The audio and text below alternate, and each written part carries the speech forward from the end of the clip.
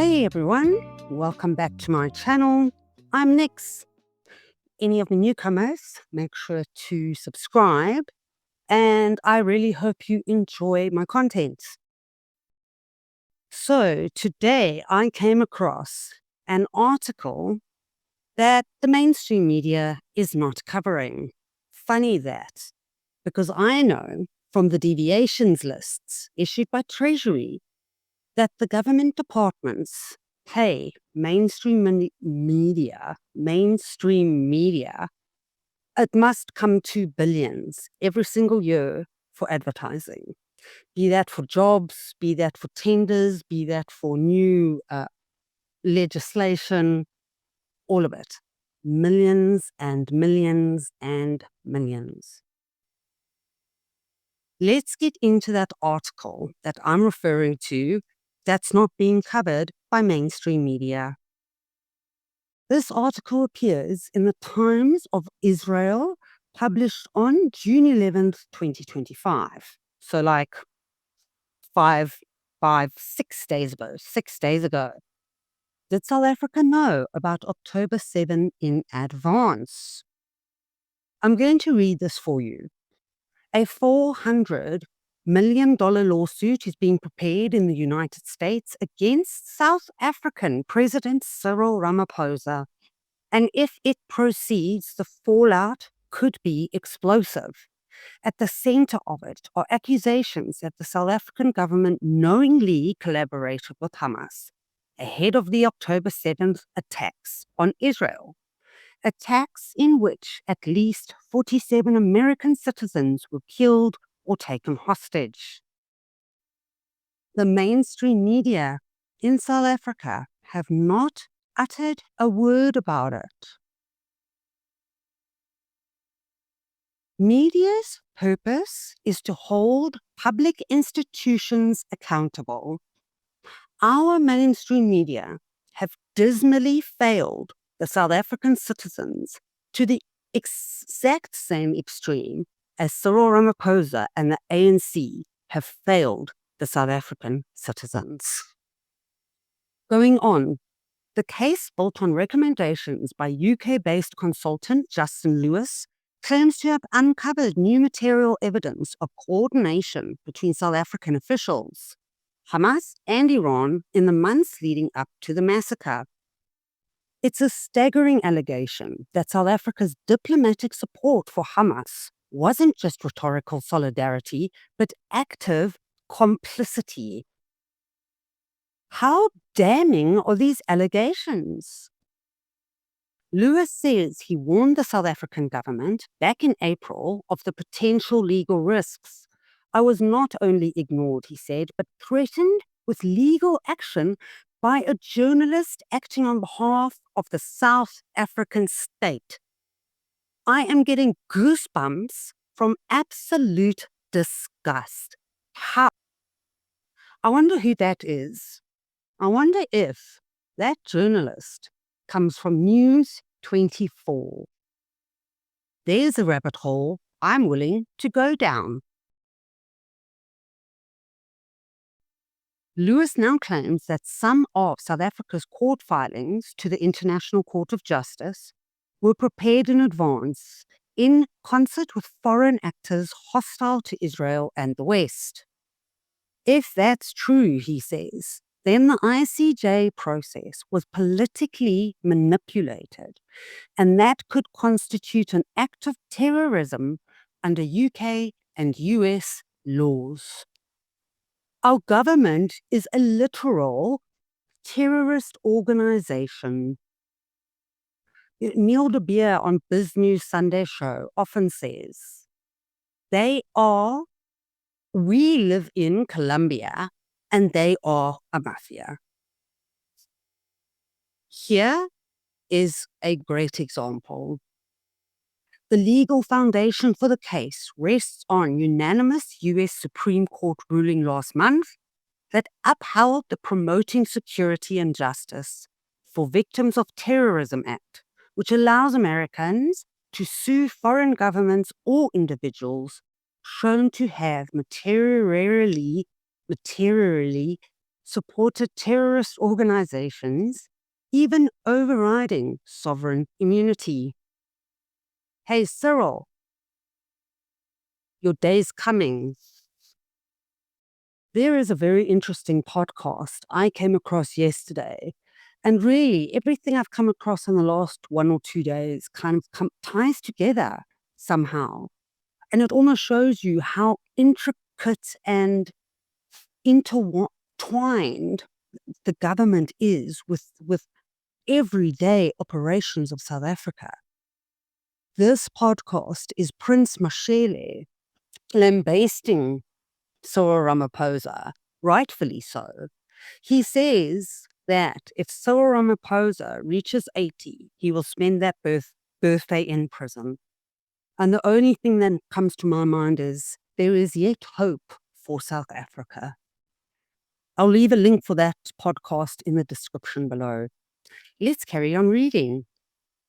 Plaintiffs intend to argue that South African officials, possibly including Ramaphosa himself, either had prior knowledge or directly facilitated your Hamas operations.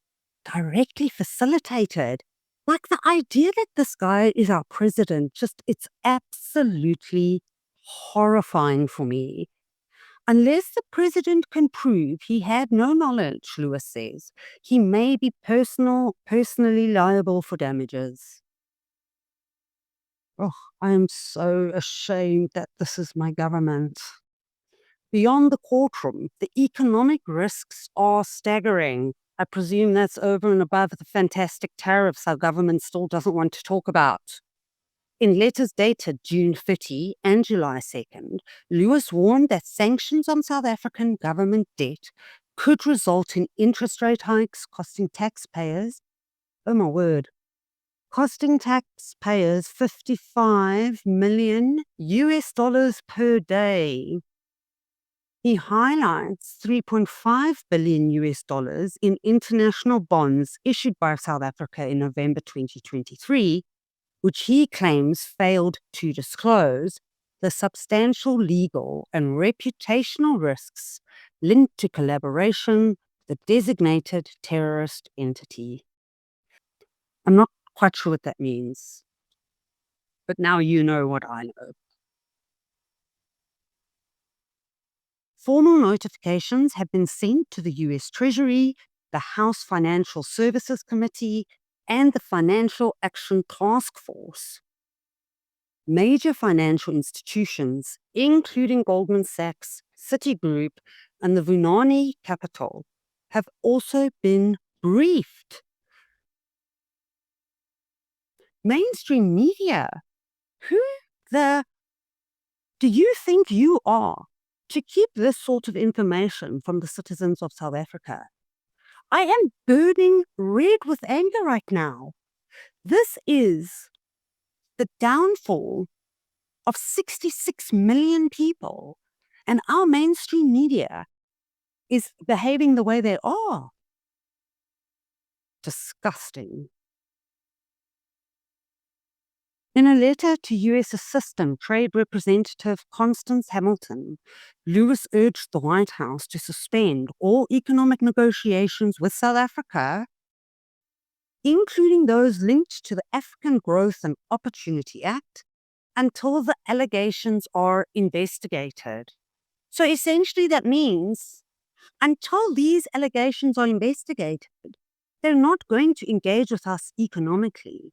So essentially, regardless of what Mr. Jonas does, regardless of whether or not we actually get an envoy inside of the USA, we're not going to achieve economic discussions, negotiations, because the allegations for this disastrous mess of an absolute mess needs to be investigated, which is probably why Cyril Ramaphosa still hasn't said bloody bugger all about the tariffs. Thanks, Ramaphosa. What is it? 100,000 jobs at stake.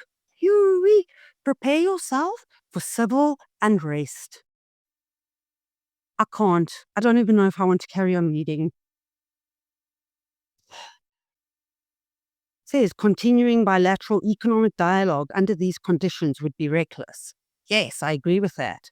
You know what else is reckless? Mainstream media, News 24, NASPers, is keeping this from the citizens, is keeping critical information about the future of our economy and the fact that those tariffs will hit regardless of whether or not Jonas finally achieves anything. He won't, by the way, because he's tied to MTN. I'm getting there.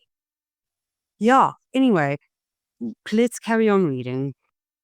Okay, guys, it gets worse. I can't believe. Adding to the storm is an alleged fatwa tied to the same networks behind the October 7 attacks.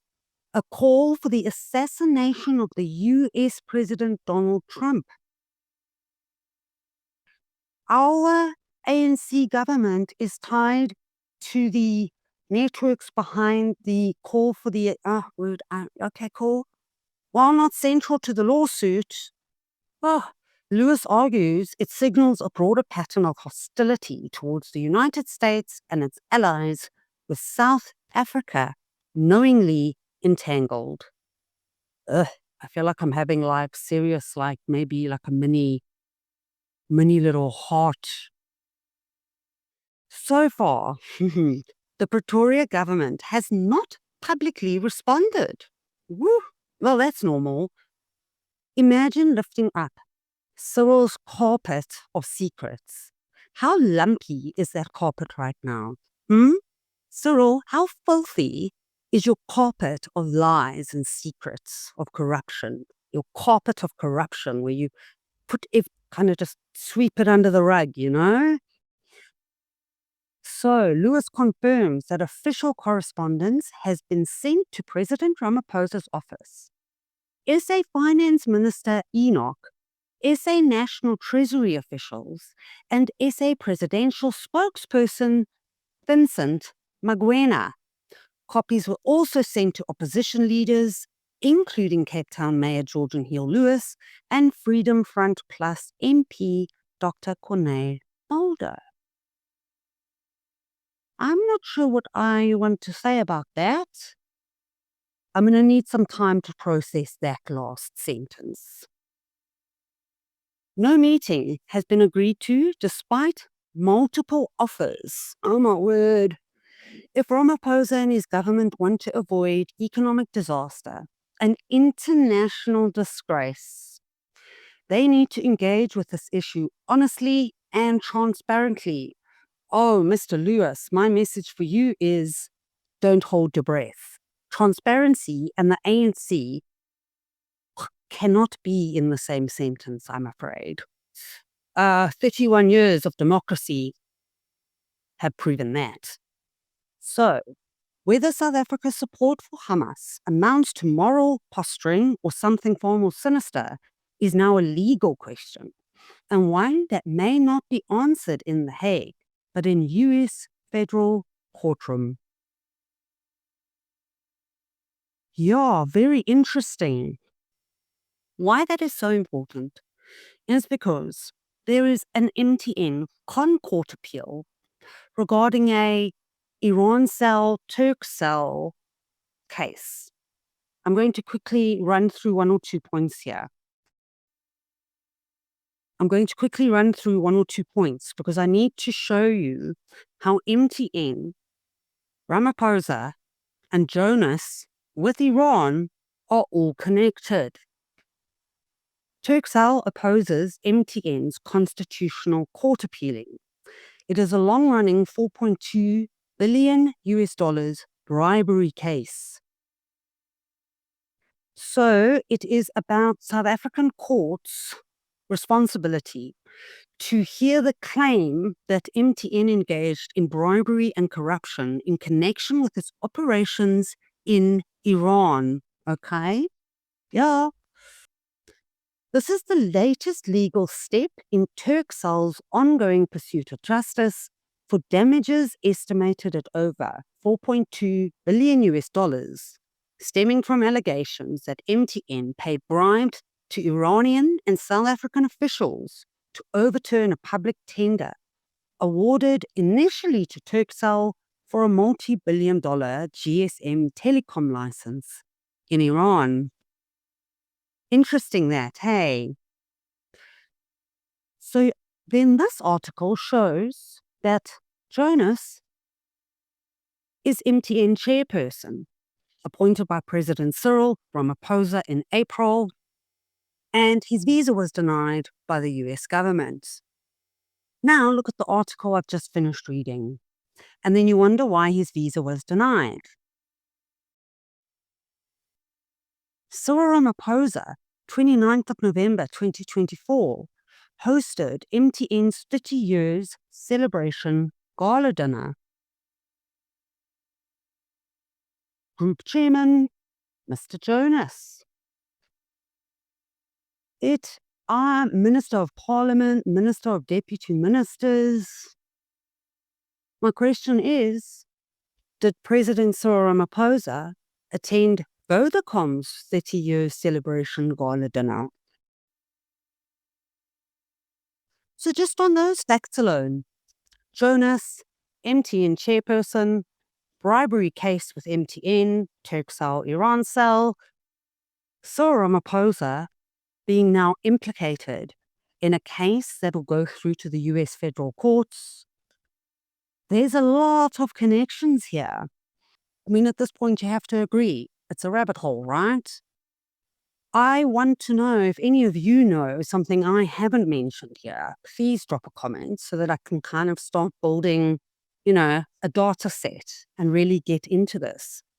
Then, as citizens, as people who watch and support mainstream media, remember that none of them are telling you that this is a make or break international disaster closely related to Jonas, the US tariffs, and the fact that they very likely will not be cancelled because Lewis has recommended to the US federal court that trade negotiations should be put on hold until the allegations are investigated.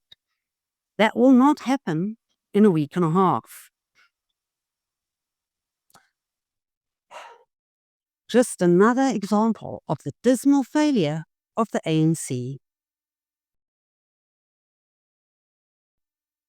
Okay, guys, that's my ramble for today. Keep up to date. Let me know what you think. Let me know what you know that I don't know.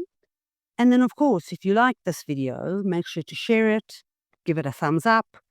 And for any of the newcomers or anyone who hasn't subscribed, how about you press the subscribe button? And then have a good day. Over and out, guys.